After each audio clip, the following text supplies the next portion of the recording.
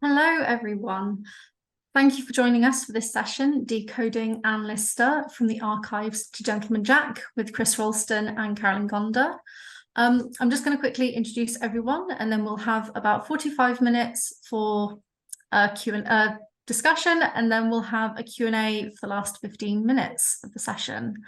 Now, if you weren't in Bridging the Gap this morning, hello, my name is Sarah Wingrove. I'm a PhD candidate in English Literature and Sociology at the University of Surrey, researching Lister's Anne Lister enthusiasts' travels in Britain and Ireland. And I'm very happy to be your facilitator for this session. Now, our first panelist this evening is Carolyn Gonda. Carolyn is College Associate Professor and Director of Studies in English at St Catherine's College, Cambridge.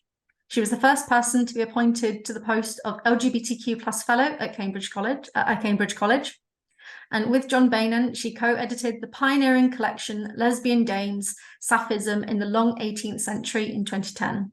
She writes and teaches on literature, gender and sexuality, particularly lesbian narrative and queer reception. And our second panellist is Chris Roulston. Chris is Professor of Gender, Sexuality, Women's Studies and French Studies at the University of Western Ontario.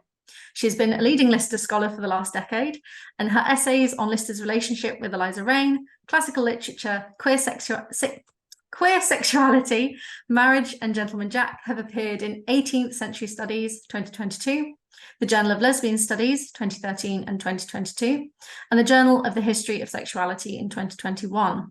She is currently completing a monograph on boarding school narratives entitled School Days, Queer Nostalgia in the Girls' Boarding School Novel 1933 to 2023. Now, I'd like to start by saying not only thank you for joining us today, which we'll very much appreciate, but also thank you for curating this collection. This is the first edited collection of essays on Lister ever. Incredible work on Lister has preceded this publication, but this is the first dedicated collection just to analyses of Lister, her life and her writing. The essays here address the variety and interdisciplinarity of Lister's journals and her other papers, which we have increasingly more access to, as we've discussed throughout today. The book also addresses Lister studies in popular culture, particularly through Gentleman Jack, and alongside chapters by you both, which engage with this aspect of the field, the collection also includes an interview with Sally Wainwright and opens with a foreword by Emma Donoghue, which we'll be hearing, who we will be hearing from later today.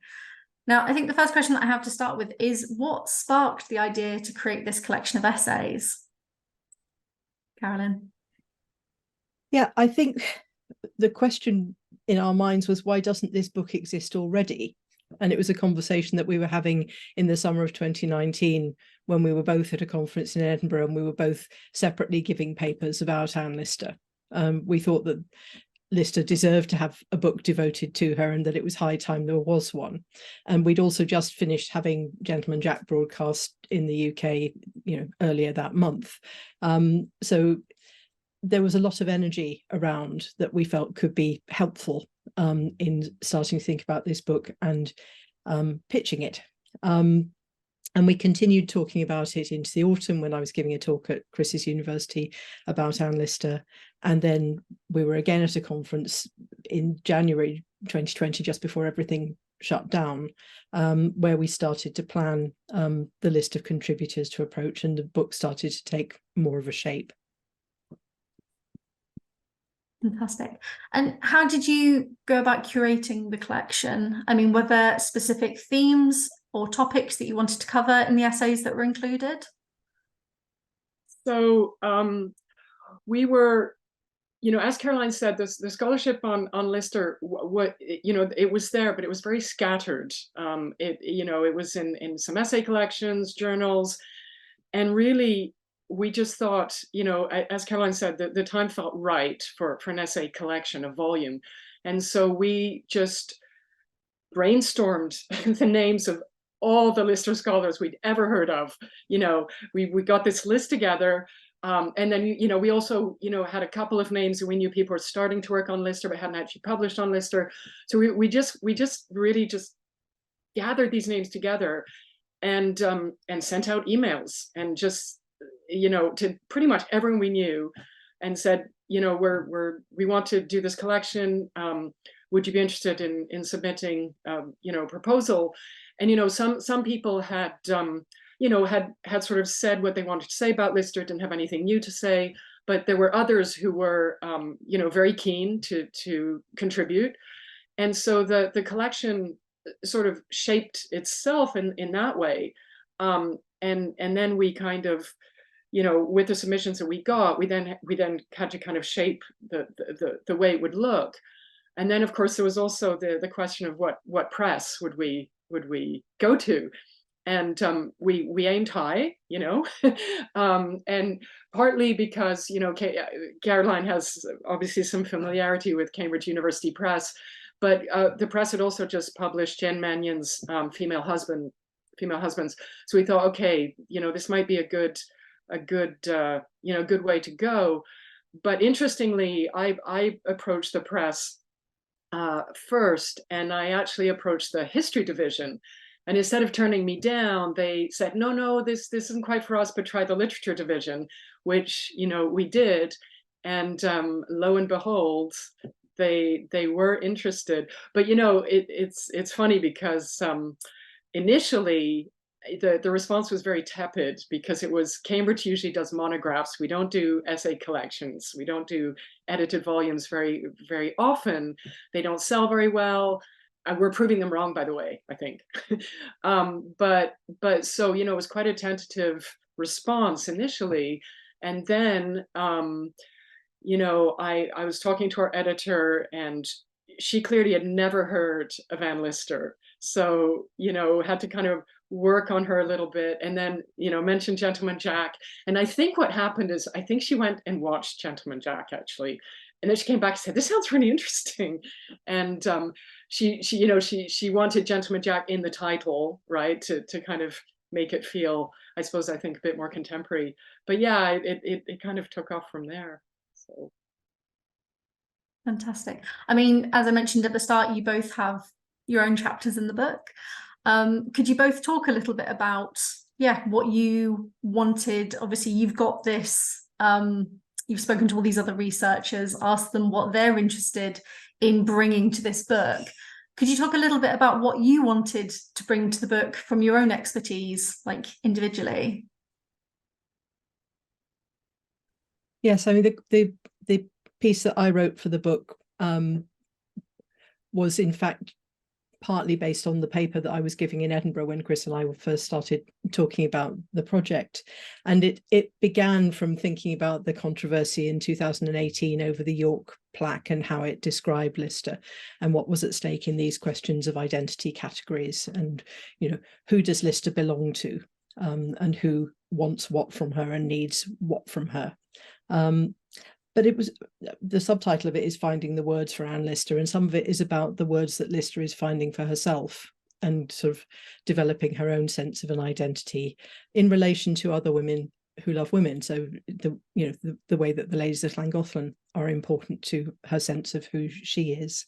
And it, because of Gentleman Jack, I think the group of people who are interested in Lister and want things from her has expanded so much and in so many directions, that the work, by the time I was doing it for the book, felt very different from how it had been when I was first thinking about it as a conference paper. So yeah, that was where my chapter was coming from. Okay. And Chris, yours was very much, I mean, yours is very much talking about the community, isn't it, in response to Gentleman Jack? Yeah, so, you know, I as you said, you know, I have published a bit on Anne Lister already, and I wanted to really think about Lister as a contemporary modern phenomenon, and I got very interested in the fan base, the response to Gentleman Jack, and you know, there's that great collection, that Janet Lear's collection of fans responding to it, and you know, I looked at Facebook and I looked at Twitter, and you know, there was also an essay in Diva, nice essay in Diva about, you know, one of the fans' responses. And I collectively, it gave me a real sense of how the Gentleman Jack series had profoundly affected the viewers. And I became really interested in that, because it made me think about sort of queer temporality and the relationship between the past and the present. And, for me as a scholar, Lister was someone from the past that I was exploring, but Gentleman Jack makes her someone from the present in an interesting way, right? And a lot of the fan base, and as you said, it really did create a community of fans, and it created, I think, a new sense of lesbian community as well. But it also raised questions, like Caroline said, about identity, and there's still this question of people wanting to sort of have Lister belong to them in a particular way, and if you go onto Twitter, there's response saying, well, she could have been trans if she lived now, or maybe she could have been non-binary, and I think that the very fact that Anne Lister herself never defined herself with any label, right, actually opens her up to the present in really interesting ways. And the other thing that I got very interested in was this profound sense of nostalgia that's in a lot of the fan responses, which is a kind of, how did I not know Anne Lister existed? How can I have missed this when I was growing up? And there's something very moving about this idea that Anne Lister has suddenly come into being through Gentleman Jack, and the fans are feeling a loss that they didn't know was there, right? Like, and yet it's being fulfilled by the show at the same time. So it's a really, really interesting, for me, exploration of time, of Anne Lister and time and community. Yeah. Fantastic, thank you. We had in our session earlier today, Stephen Turton talking about, when we're thinking about producing new research on Lister, you kind of have to have experts from every field, because Lister herself was such a polymath. Like, she was interested in so many different things. And I think my next question really would be, could you talk a little bit about some of the other chapters in the book, and also how, because each chapter has sort of 2 essays looking at different areas of Lister's life. Could you talk a little bit more about that? Yeah, so the first part of the book is about Lister's sense of her own nature in relation to sexuality and gender. And so we've got an essay by Laurie Shannon about Lister's interest in natural history and the way that helps her to understand herself as an oddity who is nevertheless part of nature, and helps to authorize her way of life by what Laurie talks about as queer tradition. And in that section, we've also got Anna Clark's essay on Lister's exploration of sexual anatomy, and particularly Lister's search for the clitoris, her own and those of her lovers, and Lister's use of anatomical study and queer reading to understand her own body. And the second part of the book, which is still, I think, staying with Lister's self-understanding, is about her reading and writing. So it begins with Stephen Turton's work on Lister's interactions with language, and particularly dictionaries, and how she crafts her own language of love from her reading. But he's also talking about how she is used or not used by dictionaries subsequently, and about what she can offer to the world of dictionaries, which tends to be very male dominated and very straight, and wanting, as he was saying this morning, more women's voices and more queer voices, and the importance of Lister's voice in that context. And Caroline Bayliss Green's chapter, which is the other one in that section, is talking about ideas of closeting in relation particularly to Lister's crypt hand. And this is a chapter that also draws on the recent discovery of Anne Walker's diary and the light that it sheds on Lister's diary writing and her ways of thinking about identity. And the next section moves outwards from Lister to the world around her.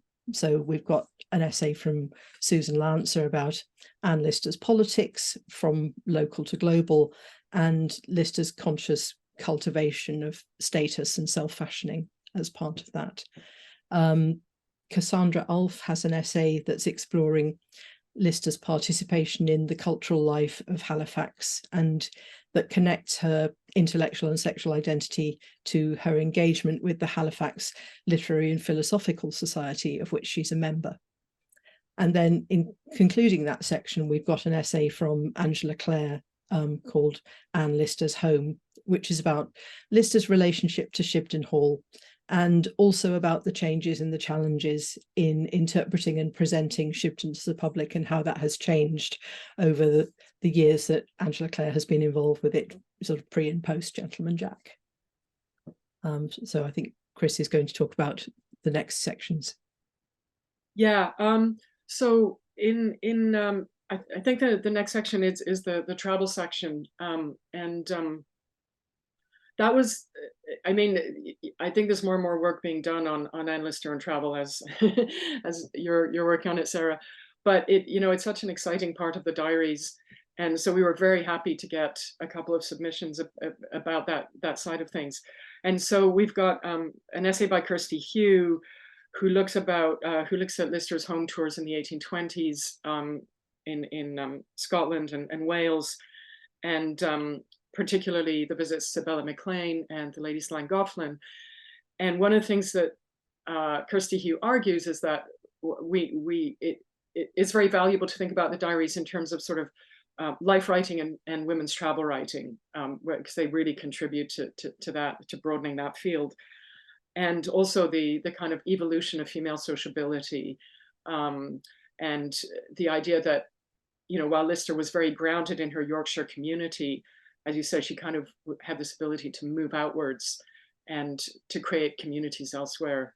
And of course, she traveled much more than the average woman at the time. And the second essay in that section is by the German author Angela Steidel. And that essay is quite unusual. It's not technically a scholarly essay.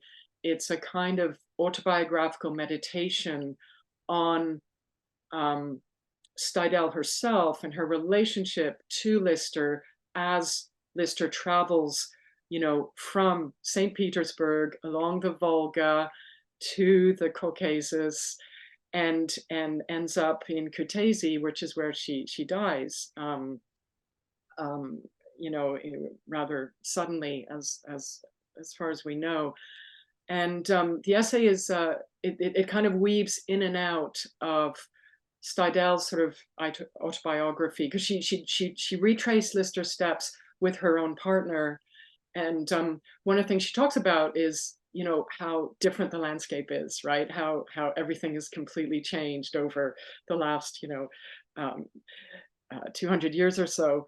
But she also meditates on the idea of, can we use geography to think about history, right? Can geography tell us something about history?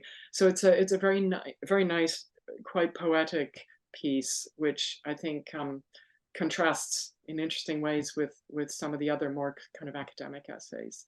And then the last section is Caroline and me. So we've talked about that, but we were really. I mean, for me, one of the exciting things about the volume was that it actually, it kind of shaped itself, right? Like we got all these different sections that kind of, collected on their own into pairs of essays, and one section has 3 essays, and it worked very nicely in terms of trying to cover the huge range of the diaries. Although there's so much more to talk about, right? I mean, there are Lister's individual relationships, there's her time in Paris, there's her education. I mean, we could do many more volumes. That'd be wonderful. Don't want to get ahead of ourselves, though. I think, yeah, as you were talking, particularly hearing about the way that Steidel's chapter is formatted, that links so nicely with your chapter. And there are so many, obviously they are quite different topics, but there are so many wonderful through lines throughout the book.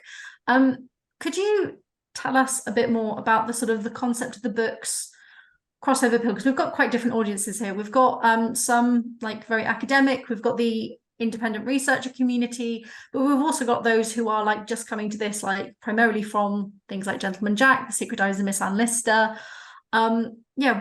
What is bringing everyone together to read this book? This was something that the editor, I think, once she saw what we were doing, I think she got quite excited about this. And one of the things that I like a lot about the book is the cover image, which is something that she found. Hold up, right, here we go. And which was one of Frances Murphy's illustrations for a BBC News website article by Rebecca Woods, which was published just ahead of the beginning of Gentleman Jack being broadcast in the UK. And I like the fact that we've got an image on the front cover that is part of reaching out to a generally interested audience. And I like the fact that it was Bethany, our editor, who found that and said, how about this? And we said, oh, yes, please. So I think that we've always thought that this was a book that could have a wider appeal, and we hoped would have one. And it was important for us that not everybody in the book was an academic or part of an academic institution. And Chris has talked about Seidel. It was important to have the piece from Angela Clare, and it was also important to have the interviews with Sally Wainwright and with Helena Whitbread, who, as Stephen was saying this morning, was doing her research on Anne Lister independently. And that's the beginning of how we got here. So yes, it was unusual, I think, in a collection of essays from an academic publisher to have that range of voices, but we wanted it to be there, and we're glad it's there. Fantastic, thank you. I mean, you've started to mention, so the book has a foreword from Emma Donoghue. It then has, Carolyn, your interview with Helena Whitbread, and then a conversation between Emma Donoghue and conversation with Sally Wainwright. And I just wanted to ask, so what was the draw to include those interviews, and what was the process to conducting them? Yeah, I got in touch with Helena and asked her if we could do a sort of Q&A, and she said that would be fine, and could we do it by email, because she likes to be able to think about what she's going to answer, and that's how we did it. But yeah, as I was saying, that's where the story of Anne Lister studies in the modern era begins, really. So we very much wanted Helen to be part of it, and we were absolutely delighted that she said yes. For both of us, as for so many readers, Helena's work was what introduced us to Anne Lister, and having the interview with her at the start and the one with Sally Wainwright at the end felt like the ideal way to frame the essay section, and also gave a kind of narrative arc to the book, which was good to have. Yeah, and I mean, it's quite useful being Emma's partner in terms of roping her into this stuff. But Emma was so excited about the volume when Caroline and I came up with the idea to do this, and so she immediately offered to write the foreword. And Emma's relationship with Anne Lister dates. I mean, Emma introduced me to Anne Lister, and I always joke that our relationship is kind of based on Anne Lister, because one of our first conversations was about this weird diarist from the early 19th century, and Emma had actually written her first play ever in 1991 was based on Helena Whitbread's extracts of the Lister diaries. So Emma has this long history of thinking about Lister. And as we'll see, she has also just published her novel about Eliza Reign, and so it's a wonderful. We honestly didn't plan it this way, actually, but it just happened to work out. So it's very, very nice to. And Emma and I were working on Lister at the same time for the last couple of years, and that's just been so fun, just sharing bits of research and sharing ideas. So very, very happy when Emma wrote the foreword, and then of course. She is the one who interviewed Sally Wainwright, and I personally think it's because it was Emma who was the interviewer that we got Sally into to be willing to do the interview, because Sally is not only incredibly busy, but she's actually quite shy as well, and so, but I know she kind of she knew of Emma's work and kind of respected her, and so it felt like a really nice kind of engagement between the two of them. And I believe what they did was actually, I think they did a Zoom meeting, and that that then Emma transcribed into an interview. And Sally, I mean, if you read the interviews, they're both wonderful. And Sally is very open about her own trajectory with Anne Lister, which also began over 20 years ago. She I think first tried to get a green light for the some kind of Anne Lister series back in 2003. BBC wouldn't fund it. She got told that, but when the film came out in 2010, she got told that that's all that would ever be done on Anne Lister. Don't count on anything more, don't count on any funding. And then of course, Sally Wainwright's star rose with her fantastic series, Happy Valley and Scott and Bailey, and suddenly the funding was there, right? In 2017 or whenever it all started. And actually one thing Sally says is that after Happy Valley, that rather than just, BBC saying, well, what can you come up with for us? They said, what would you like to do? And actually, it was her choice for the first time to really say, this is what I want to do, right? And then the Gentleman Jack series obviously took off in a very successful way. But the interview is very interesting in terms of Wainwright's own journey with Gentleman Jack, and of course her helping to fund the transcription project, and this wonderful feedback loop, right, from popular culture and television back to scholarship, and then the transcriber. It's this great kind of, I don't know, kind of holistic back and forth. Thank you. I mean, what would you like, when people are getting this book, what would you like your readers, whatever background they have, what would you like their takeaway to be from reading this book?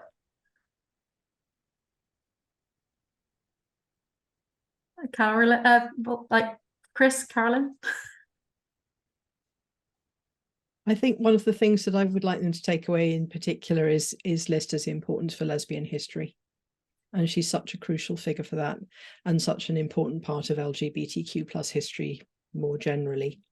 I remember Emma Donoghue years ago telling a story of how when she was starting her research for the book that became Passions Between Women, she did a library catalogue search on the Cambridge University Library computer for the term lesbian history and got the response "not found." And I think this book is part of showing how far we've come from that, but also what different kinds of work lesbian history can encompass, and how much can open up from looking at this one extraordinary figure. Yeah, and I would I absolutely agree, and I think to add to that Lister will always be a key figure for lesbian history, and so much more as well. And I think that's the extraordinary thing about the diaries, is that, I think she's become an icon for lesbian history. And because of that, she is actually also becoming, I think, an icon in other fields as well. And, the diaries, I mean, she's becoming a central cultural figure, I think, of the 19th century, in ways that, I hope our volume shows, includes travel writing and involvement in local politics, and just this kind of the incredible idea that a woman, I mean, a woman from the landed gentry could acquire the kind of education that she acquires on her own terms because she wanted it, and I think it redefines. I think it redefines lesbian history, but it also redefines, the possibility or the role of women at that time, right? I mean, she just blew open so many of the assumptions we've made about women during that period, in ways that we'll be continuing to think about and research for years. And because the diaries are so damn long, we will be pouring, poring over them, I think, for years and years to come. And I hope this volume is kind of yeah, a kind of stepping stone, you know, for more volumes like it. Thank you both so much. Just a little quick wrap up before we move to the questions, and I think this will answer a couple of the questions that we've had. Could you just tell us where the book will be available? And I know, Caroline, you've got a little bit of information about the Flip It Open program to sort of assuage some worries. Yes. So it's academic hardback or cloth-bound books, as we know, are expensive, and this one is. But it is available on interlibrary loan. So you ask your library to get it, to borrow it from another library, or even better than that, ask your library to buy it if they have the funds, because this program Flip It Open, which Cambridge does, and it does it with some of its books, it does it with the ones that it thinks will be popular. So it's nice to be in that program. Once a book in that program hits the target amount in sales of hardback and ebooks, because it is also available as an ebook now, it becomes freely available electronically on open access, and the publisher then will also produce an affordable paperback edition.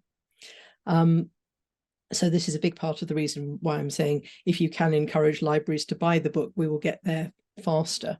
The more that happens, the sooner we hope we can get to the threshold where everyone can read this book for free, and more people who want to own a copy can afford to do that. And we were saying that, you know, that we're trying to do the maths before the start of the talk, and saying that the threshold for Flip It Open is £9,000 in sales. If you've got a book that costs £85, we think this may mean that you need to sell 105 or 106 copies in order to hit that sum. So, you know, it's not an unmanageable amount. It's not an unmanageable hope that that the book will become freely available and more affordable for people who want to buy it. We're not there yet. Fantastic. Thank you, both of you. I think I just wanted to reiterate, we have the Flip It Open program. So if you are sort of thinking about where to get the book, either through any good booksellers that you have access to, or there is the interlibrary loan and the Flip It Open program in due course. I think, are we going into a breakout session next? I'm not sure. But yeah, thank you so much to both of our speakers and for introducing this book to us a bit more. Thank you so much. Thanks, Sarah. Thanks. Thanks, Caroline.